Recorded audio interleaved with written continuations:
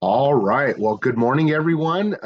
It is day two of our third annual career fair, and I'm super excited. You know us by now, but you guys are in for a treat. We have Jessica Harston and Cody Bartlett, and they're gonna share their industry today. They work in the funeral industry, so we're super excited about that. To our audience, we just want to remind you that questions for the speaker will be at the end of the presentation through that Q&A function. Again, just thank you for being here. We want to give you guys as much time as possible. So I'm going to hand the mic off to the both of you. Awesome. Well, thank you so much for having us. And welcome to East Lawn. This is where we both work. We've had a long career here, and I'll let Cody introduce himself first. As stated before, I'm Cody Bartlett. I'm an embalmer. I've been in the industry for about 15 years. I am also a licensed funeral director, so I do know some parts of what Jessica does, but principally what I do is the preparation of bodies, deceased individuals for their funerals. So that includes setting the features, even if they're not embalmed, dressing them, even if they're going to maybe be cremated, but also the injection of preservative chemicals for the purpose of like a public viewing, as well as, doing cosmetics and sort of creating what we call a suitable memory picture for the families. Yep. And my name's Jessica. I am a licensed funeral director. I also manage the mortuary. I've been in the industry for about 9 years. I think traditionally, back at years and years ago, the embalmer and the funeral director did everything, and there's still some funeral homes that are that way. It's kind of getting away from that, where we're two separate departments. So Cody pretty much works with preparing the deceased, and then my main responsibility is to work with the families. So somebody passes away, they give me a call, we set an appointment to meet with them, and then I sit down with them and I plan a funeral. So I like to consider myself an event planner. I work with the families to plan the day of the service, the pastor, the flowers, the slideshow. I also take care of all the legal paperwork and making sure that I'm working with the next of kin and getting all the proper authorizations down to Cody so that he can do his job. So there's like a lot of details that go into that, but that's pretty much our two separate departments. And just a little bit about us. This was not my first career choice. I went to school to be a translator. I studied linguistics, and I traveled the world quite a bit, and I found that I did not enjoy translating. I just kind of felt like I was this mouthpiece, and I didn't really get to like have my own opinions or views or things like that, and didn't really get to connect with people very much. And so I kind of just happened into this industry with a friend who was needing a secretary. And so I worked for another funeral home for a little bit as a secretary and really fell in love with the industry. I loved working with the families and the people. And it was so gratifying to come home at night knowing that we made such a horrible time in someone's life just a little bit easier.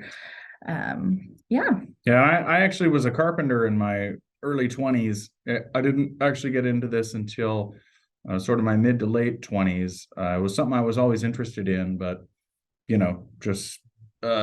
wasn't able to sort of find that avenue until that time. I was able to go.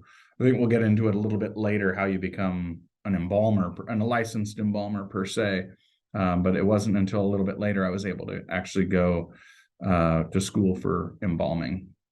I think it's great that you guys are doing programs like this, because I think when you're in high school and you have no idea what you want to do. Most people don't have any idea what they want to do. So it's kind of cool to be able to see all these different options and kind of get an idea for what you want. But a lot of us, we don't really figure it out until a little bit later. Okay. So the next thing we thought we'd talk about is the educational and training necessities for this field. And it's a little different for Cody than it is for me. To be a licensed funeral director, you just have to have an associate's degree. It does not have to be in funeral service, although there is a program, and I'll let Cody talk about that. But for my specific field, like I said, I studied linguistics. I got my bachelor's in a different industry. But I had to go through a training course and then just through ESLAN, and then there is a state exam that you take to become a licensed director. And so that's the route that I went to for my education, and I'll let Cody talk a little bit about his. Sure. So for embalming, if you want to, prepare human remains for a funeral, we have the first one is what school subjects are beneficial to your career.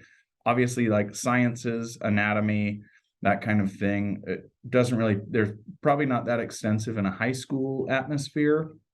It definitely pans out in college.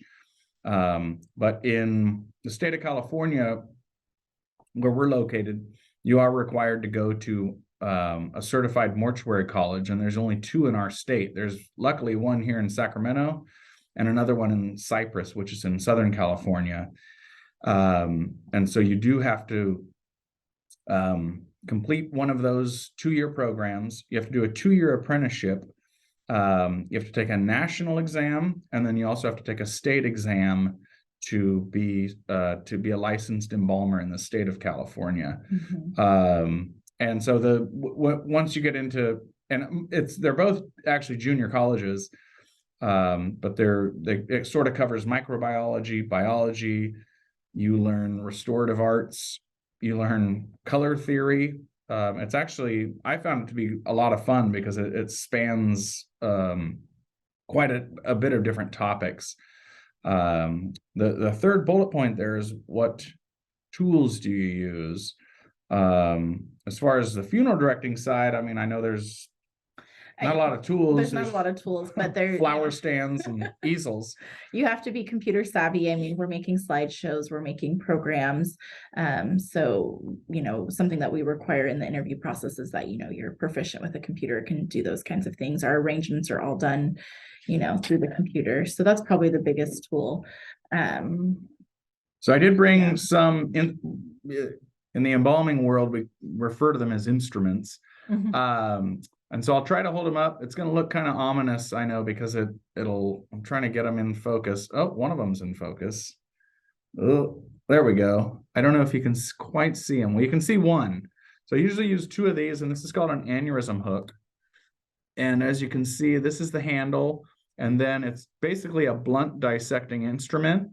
And this is what we use after we would make an incision to do blunt dissection down to a vessel, because when we embalm, we have to use the vascular system. And so we would raise an artery and a vein. And so we actually use this instrument to raise that part of the body to inject the chemical. And then this is an arterial tube, which would be connected to the embalming machine, which is basically just a pump that simulates the pressure of the heart. And so this would be inserted into an artery and would inject the preservative chemical that's sort of a solution that we mix into the tank. And then if I can get this one to focus, this one's a little bigger. This is called a forceps, and this would be inserted into the vein to drain the blood after we've built up pressure in the vascular system. And that's a pretty simplified way of explaining embalming. There's much more to it, but so those are some of the instruments that on the embalming side that would be used. And from a funeral director's perspective, embalming is such an incredible art form.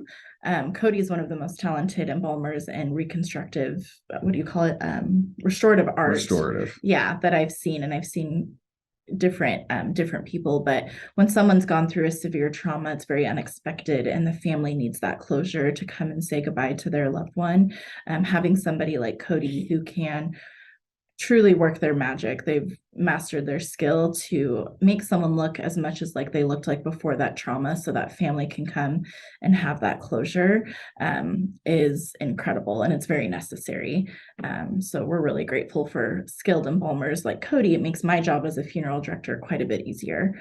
And on the flip side, as an embalmer, it's nice to have a skilled funeral director that can communicate with the family.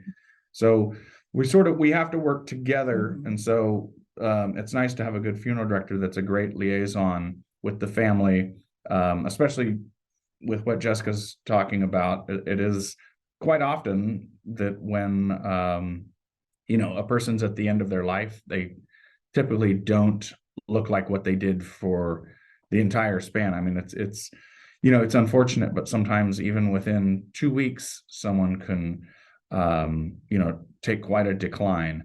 And so Jessica can talk with the family can express to them, well, this person's lost a lot of weight, and there's certain things that the embalmer can do to help that out. Or again, if there is some type of excessive trauma, then as an embalmer, there's steps we can take to. So like I said before, the family will go away with what we call a suitable memory picture. So they have something in their mind that isn't that sort of last thing they may have seen. Yeah. So one of the questions down here is, are you required to wear special clothing? So if you see this picture here on the bottom right, you guys will dress up similar to this in the prep room when doing embalming, not such a full. Not so much as that. I think but that's a little more extreme, but we definitely wear neck to knees protection, latex gloves. Depending on the case, we'll have face protection, mouth protection. So what you're seeing here in this picture is there are times when a family wants to do what's called a disinterment. And what that means is they want to exhume the body and maybe have it transported. Maybe I've had it several times where family moves across the country and they want all their loved ones together. So legally, by the state of California, you have to have a licensed funeral director present at that exhumation. And then we exhume the body and we have it transported to another state. And so this is what we'll wear for that. So for a disinterment, that's the. Also, during the height of COVID, when we were doing, people were passing away from COVID, this is what you would see them wear. During COVID, we wore that for every embalming. Yeah, for everything. So, all right, next up.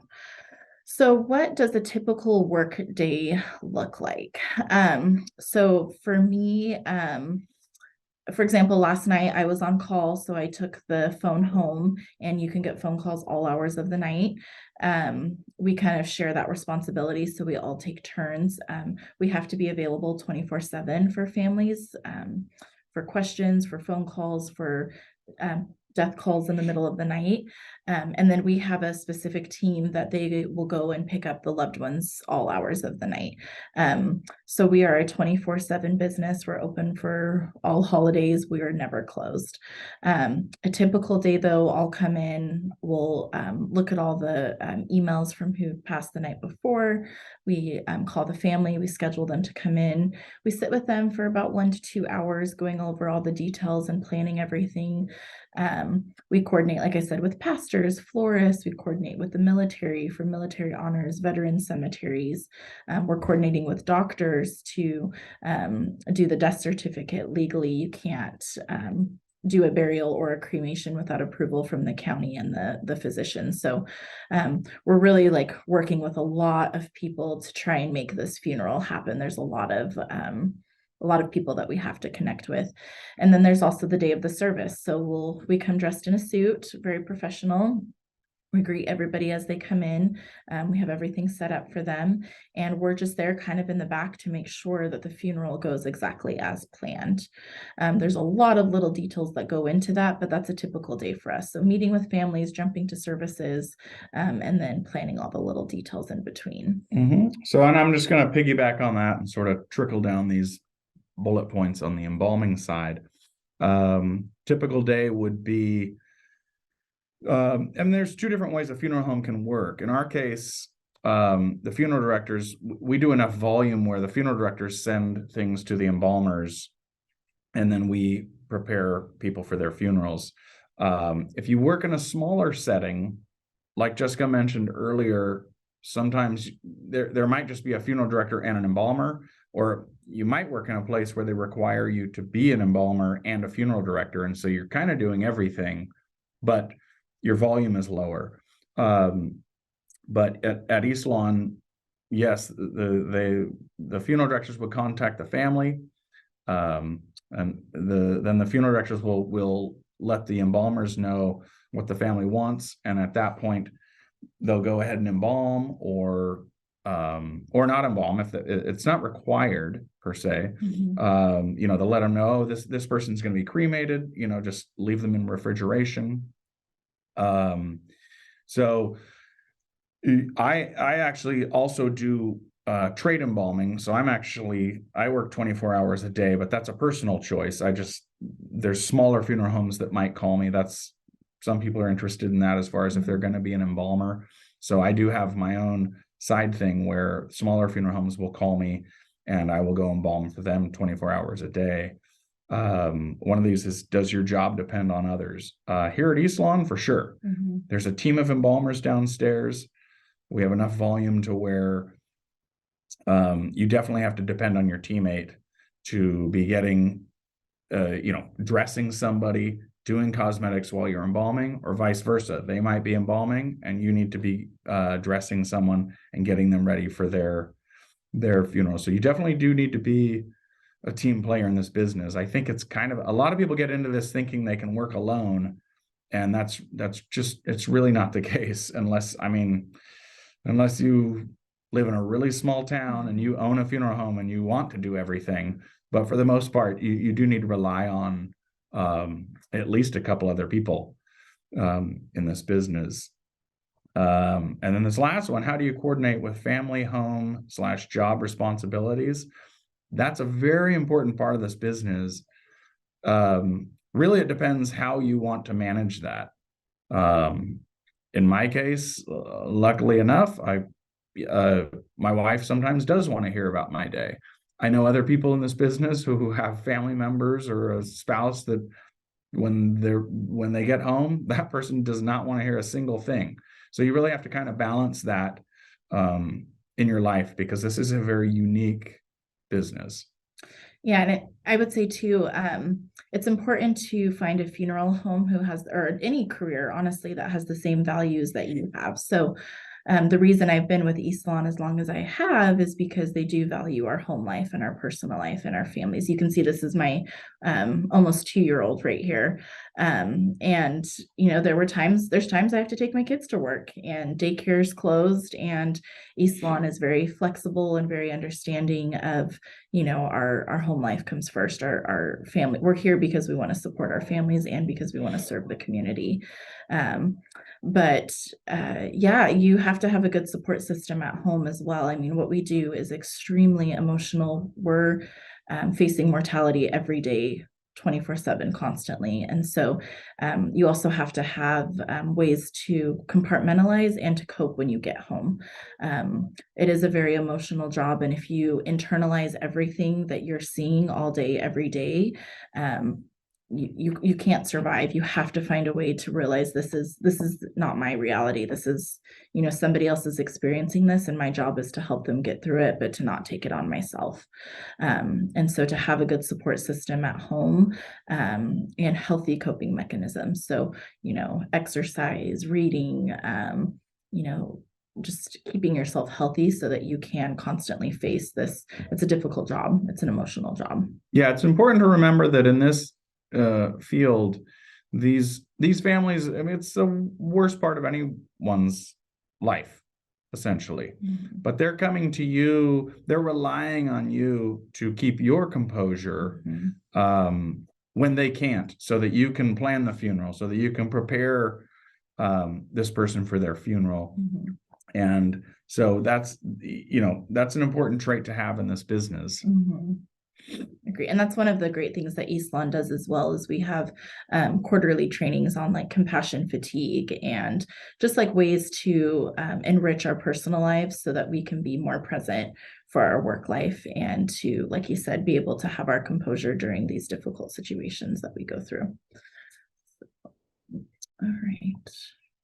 So we wanted to kind of talk about some career realities versus career myths. So there's this little TikTok.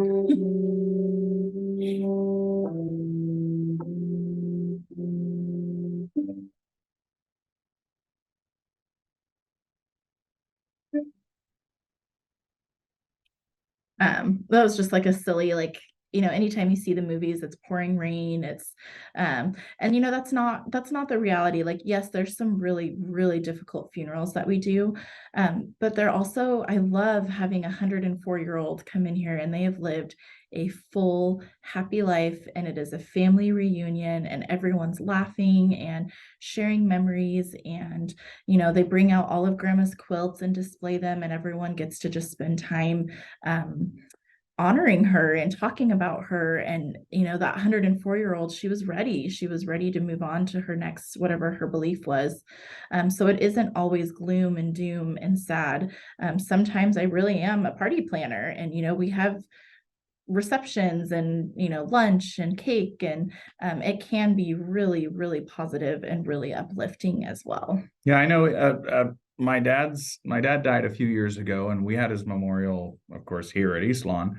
And if it wasn't at a funeral home, you probably would have thought it was just a comedy show. I mean, all anyone was doing was telling jokes and laughing. I mean, there really wasn't that, like Jessica was saying, the stereotypical rain and gloom and all that, which again, there are times when, believe me, when it obviously it is very tragic and very sad. But and this year we've had a lot of rainy funerals. Yeah, so. Well, yeah, but that it's not always that way. The funerals and memorials can be very personal. Mm-hmm. They can be lighthearted if that's the way the family wants it, and like Jessica was saying, that sometimes people just lived a nice, long, mm-hmm. happy life, and it's a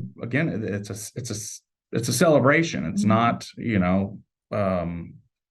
that stereotypical sort of little video. And and like this picture here, it can be personal. This person loved trains, and so we had a train here, and we shuttled the family to the grave from the mortuary in a train. So it can be this uplifting, positive. It's not always, it's not this. So I think Cody was going to talk a little bit about this one. Oh, well, no, we have this picture of Riff Raff from Rocky Horror Picture Show that I was like, oh, not all undertakers look like that. But the funny thing is the picture's so small that it pretty much just looks like me with a little bit of hair. So it kind of works against me. But yeah, and that's the thing that we get asked too, like, do you see ghosts? Do you and it's interesting. Before I started in the industry, for some reason, I was having these really bad nightmares, and I was a little afraid to come work in the industry in fear that would continue.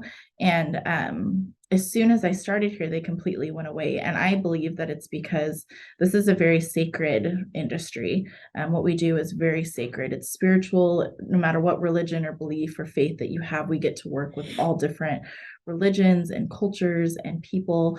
But it's not ghosts and riffraff. It's a beautiful, sacred, spiritual industry and event, and we take it very seriously. And I have only had beautiful experiences with families. I feel very fortunate to have worked in this industry for as long as I have. And this is, I don't know, going to go kind of deep, but there is like archaeological evidence dating back like 20,000 years of primitive humans actually celebrating life by burying the dead with flowers and that kind of thing. And so, funerals, whatever people may make them out to be, it doesn't have to be the modern setting that you think. It's actually a very human thing mm-hmm. to celebrate someone's life at their death. Mm-hmm. Yeah. Well, I think that is the majority of what we had. So if you guys want to open it up to Q&A at this time, unless you had anything else that I missed. No, I think we covered it. Okay. Thank you so much for sharing all this information. Want to open it up for questions? See if anyone has any questions. I always go for it. Yeah, thank you. So I was just wondering for if we have any high schoolers out there. Sometimes we even have like eighth graders. So we're kind of like, we have the whole spectrum from like eighth grade to adult transition. But if we have one of our students have an interest in something like this during that kind of high school phase, what can they do? Are there like internships or apprenticeships or anything like that? Any opportunities that they could kind of like get their foot in the door or start exploring this type of field? We don't have anything set up at the moment, but I think that's a really great question. And that's something I could take to, the board and kind of see if there's something that we could offer. I mean, we could definitely set up some sort of like a tour if, you guys had enough kids that were interested. We've done that in the past. I'd be happy to set up some sort of a live tour where they can come in and learn a little bit more. But as far as internships, I'll get back to you on that. I mean, I would say, it's tough because because of the liability in the business. A lot of places, if someone's under 18, and I'm not saying every place, but it limits the hiring capability. But that being said, I would advise if someone's really interested in it, go to your local funeral home and see if they're willing to hire you at one night a week, one day a week. I started out, I mean, I'm an embalmer, but I started out just cleaning the funeral home and at night and, after funerals. That's what I did. I cleaned up after the funeral home. I would just sit while there was a viewing and take people into the room, that kind of stuff. So there are definitely funeral homes out there. I mean, if you're really interested, go to your local funeral home and see if You can mow lawns even. see that, who knows, they might need help one day a week, 2 days a week. You really have nothing to lose by trying it out and letting them know. Certain places that are higher volume or that are corporate might just have I don't want to get too business related. They might just have insurance policies that prevent them from hiring, younger people. But certainly there are places that if you're truly passionate about it, go apply. If it doesn't work out, keep it in the back of your mind. Mm-hmm. Wait till you're 18, go to mortuary college, there's a lot of people that get into this business as a segue for something else too. A lot of people will work at a funeral home because they maybe want to work at a coroner's office, because a lot of the coroner's office, they actually prefer it if you have, to get straight to the point, they like it if people have experience around deceased individuals. So if you're someone that's interested in getting into forensic science, working at a funeral home actually benefits you. Yeah. And as far as East Lawn goes, we do have a position when you're 18 to come and assist on funerals. So it's a great part-time, experience if people want to come and get their foot in the door and just see if they are even interested in the industry. It's a part-time on-call type thing to come help out on funerals. And, doing that, you can kind of figure out if this is something that you want to do or not too.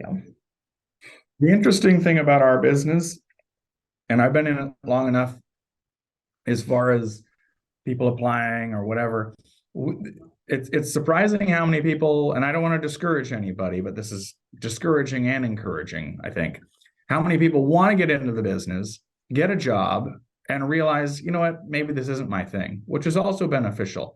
But it's also surprising how many people just get a job at the funeral home because they need a job and end up turning it into a career. So yeah, I mean, it sort of goes both ways. But yeah, if it's something you're interested in, go to your local funeral home, see if they need some help. Yep. Awesome. I love that. Especially just like you said, even if it's mowing lawns or cleaning up, it's a great way of probably, if anything, to like make connections, network, or when you are of age to get some of those other jobs. So awesome. Thank you so much. You're welcome. I know you kind of touched on you like being there for the families and um, that I love how you painted it as that sometimes it's a celebration and it's hey, this person lived to 104. Um, so would you say that that's your so my question was what is your favorite thing about the job? And and I know it may seem like favorite and least favorite thing may be obvious, but in many cases it's not. So I kind of wanted to hear what your favorite thing about the job was, and then what your least favorite thing was. I would say my favorite thing, I'm a people person, so I just love when you make like a really good connection and somebody walks in to the funeral and they walk out and they were like, wow, that I needed that. Like that was what I needed. Like when they walk away feeling like, okay, I can go to the next step. We never move on from our grief, we move with it. But when they feel like they can get up the next day and move forward with their life because they got a little bit of closure. I think the hardest is the obvious anytime we deal with children. That one is always being a mom of young kids. I have a little bit harder time compartmentalizing those kinds of situations, but I'm also again grateful, being a mom that I can sit with these moms and help them get through some of the really tough stuff. Yeah, on the embalming side, it's and this is another thing I like to tell people, especially if you work in the capacity that I work, which is behind the scenes. It's a thankless job. Mm-hmm. The family expects a person to look like themselves, so you shouldn't get into it thinking that someone's going to thank you every time someone looks like themselves. That being said, the best part about it is when a family doesn't think they would be able to view a person and they decide to have an open casket, have the viewing because they walk up to the casket and the person looks much better than they did in the hospital bed or the little bed that was in the living room for 6 months because they were on hospice, and yeah, like Jessica was saying, as far as the worst part is just the obvious children. What we try to tell everyone is, everyone dies, all the way from children to old people. So it runs the gamut of tragic to the celebration. Mm-hmm. All right. Anyone else have any questions?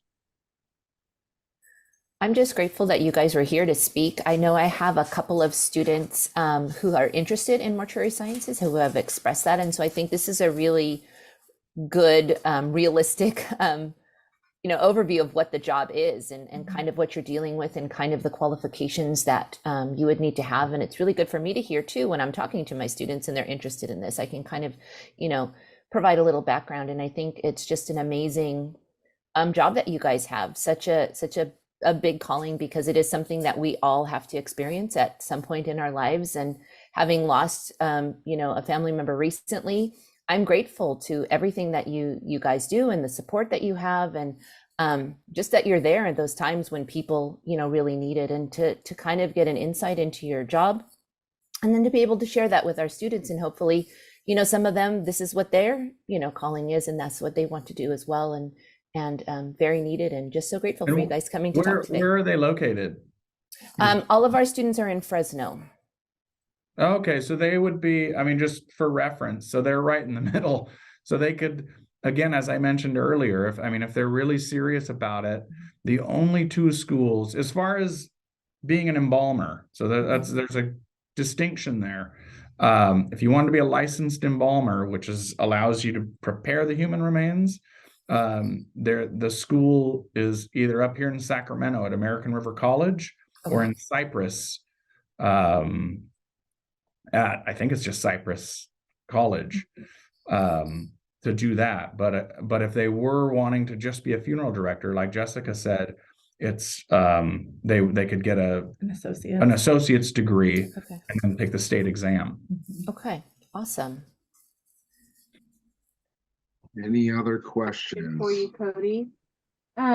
you talked a lot about how like you prepare the bodies for like funeral services and like trying to ensure that the families get the pictures that they're really wanting, things like. Mhm.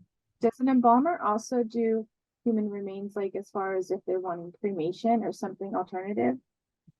Yeah. So I'm an embalmer, right? So I do embalm, but the embalmer also will prepare remains like if it's just a cremation, like if it's what we call just a direct cremation, where the family just comes in, meets with the funeral director, and all they want is just a cremation, no viewing, maybe even no dressing, nothing, just a direct cremation. It's typically, unless you work in a very small funeral home, it's typically the embalmer's job. Yeah, I would put the person in the cremation container.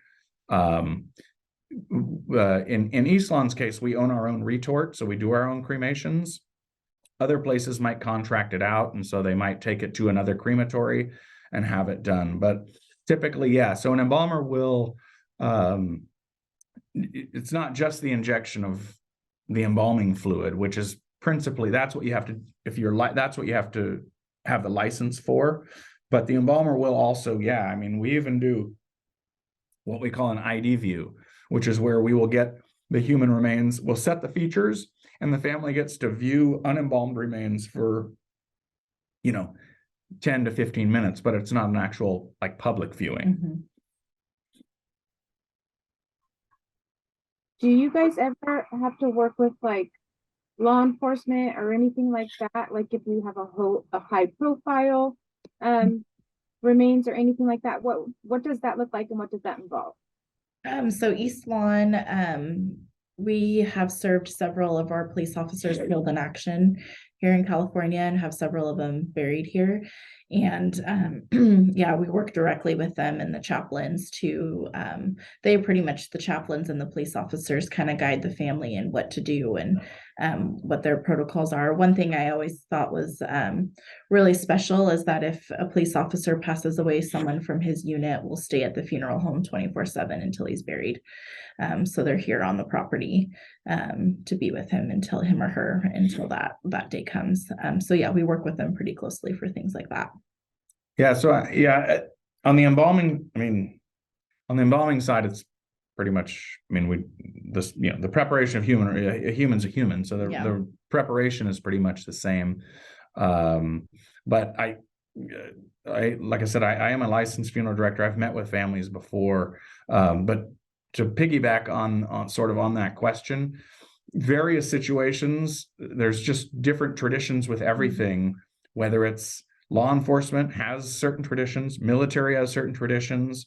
You're going to work with all different types of religions, from Catholic to Buddhist to Muslim to Jewish to agnostic to, whatever. And so yeah, we work with and do whatever the family or the organization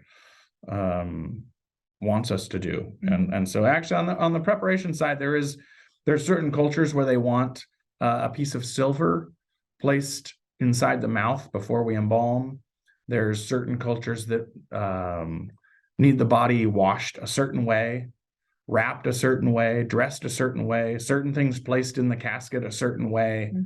And so as an embalmer and funeral director, it's just your job. You defer to the culture depending on what they need. And to piggyback on that, one of my favorite things about the industry is just that. I love learning about all the different traditions and cultures and the different foods people bring, the different, there's so much history that comes into this building, so many traditions. It's really, really neat to get to learn about all these different humans and people that I wouldn't get to in a normal career, in a different career, I should say.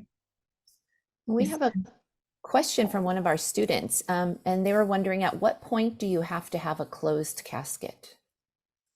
That's a great question. And that's kind of a gray one.